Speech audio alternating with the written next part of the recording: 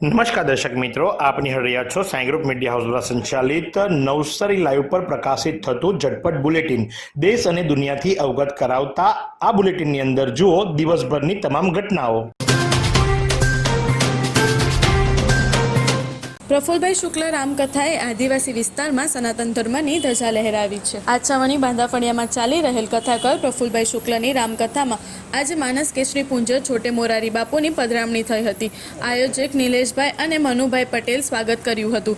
સાથે પધારેલ કથાકાર ભાસ્કરભાઈ અને પ્રતિકભાઈ જોશીનું અભિવાદન કરવામાં આવ્યું હતું। ઉદ્બોધન કરતા છોટે મોરારી બાપુએ કહ્યું હતું કે પ્રફુલભાઈની રામકથાએ સમગ્ર આદિવાસી વિસ્તારમાં સનાતન ધર્મની ધજા લહેરાવી છે।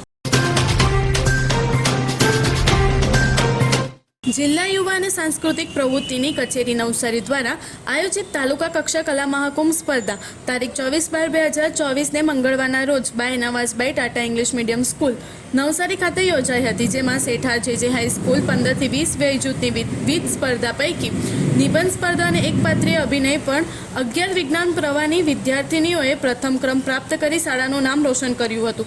આ બંને વિદ્યાર્થીનીઓ આગામી સમયમાં જિલ્લા કક્ષાને થનાર સ્પર્ધામાં ભાગ લેશે। વાંસદા ખાતે આજ રોજ કાવેરી નદી કિનારે વાંસદા ગ્રામ પંચાયત દ્વારા ધાર્મિક કાર્યો માટે વિશાળ ઓવારાનું લોકાર્પણ કરવામાં આવ્યું, જેને લઈને ગ્રામજનોમાં ખુશીની લહેર જોવા મળી હતી। ઉલ્લેખનીય છે કે કાવેરી નદી કિનારે ધાર્મિક વિધિ કરવા માટે ગ્રામજનોને વર્ષોથી અગવડતા પડી રહી હતી, જેને લઈને ગ્રામજનોએ વર્ષોથી ઓવારાની માંગ કરી હતી, જેને ધ્યાનમાં લઈ વાંસદા ગ્રામ પંચાયત દ્વારા 5 લાખની ગ્રાન્ટ મંજૂર કરાવી ભવ્ય ઓવારાનું નિર્માણ કરાવવામાં આવ્યું હતું। એવી કઈ હોસ્પિટલ છે જ્યાં કેન્સર માટે સર્જરીની સેવા હોય, કીમોથેરાપીની સારવાર હોય, રેડિયેશનની સારવાર હોય, પીટી સીટી સ્કેન હોય, કેન્સરની પેથોલોજી હોય, મેમોગ્રાફી હોય, એટલે કે બધું જ।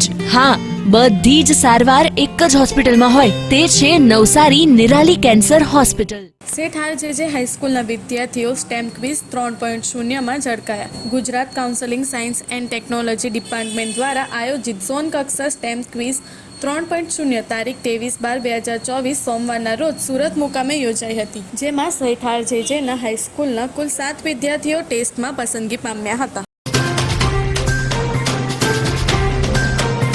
મરોલી 108ની ટીમે એક બાળકનો જીવ બચાવવામાં સફળતા મેળવી છે। નવસારી જિલ્લાના જલાલપુર તાલુકાના મરોલી ગામમાં રહેતા સુનિલભાઈ રાઠોડના 1 મહિનાનું બાળક, જેની માતાએ રાતે દૂધ પીવડાવી સુવડાવી દીધું હતું, પરંતુ સવારમાં તે દૂધ પીતું નહોતું અને રડતું પણ નહોતું, બેભાન અવસ્થામાં હોય, જેથી તેને તાત્કાલિક મરોલી સિવિલ હોસ્પિટલ ખાતે લઈ જવામાં આવ્યું। જ્યાં ડૉક્ટર ફોરમે તપાસ કરતાં જણાવ્યું હતું કે બાળકના શ્વાસનળીમાં અને ફેફસામાં દૂધ ફસાઈ ગયું છે, જેના કારણે હાર્ટ પણ ધીમું ચાલે છે, ઓક્સિજન આપવું પડશે, તેને તાત્કાલિક સુરત આઈસીયુમાં ખસેડવી પડશે, જેને લઈને 108ને કોલ કરતાં 108ના EMT કુલદીપ તેમજ પાયલટ તુષાર પટેલ ત્યાં પહોંચ્યા હતા અને તેઓ દ્વારા બાળકની પરિસ્થિતિ જોઈ ખૂબ ગંભીર પરિસ્થિતિમાં હોય તેઓએ તાત્કાલિક તેને 108માં પ્રાથમિક સારવાર આપી અને સુરત સિવિલ ખાતે ખસેડ્યું હતું, જેમ પ્રાથમિક સારવારમાં બાળક હલનચલન કરતું થયું હતું અને જેના કારણે તેનો જીવ બચવા પામ્યો હતો।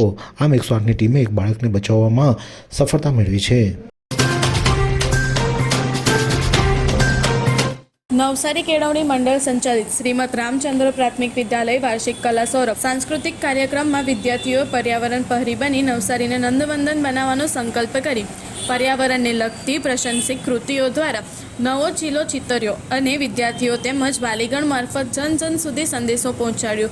કલા સૌરભ સમારોહમાં 323 વિદ્યાર્થીઓએ 14 કૃતિ દ્વારા રંગ જમાવ્યો। આ સુંદર સૃષ્ટિને નિહાળવા માટે હજારો લોકો પાસે દ્રષ્ટિ નથી, અને એ ત્યારે જ શક્ય બને જ્યારે કોઈ ચક્ષુદાન કરે। તો તમારા સ્વજનો સાથે મળી એક સુનિશ્ચય લઈએ, ચક્ષુદાનને પરિવારની પરંપરા બનાવીએ। Visit Sant Punit Chakshu bank, Rotary eye institute Navsari, call 7069006329।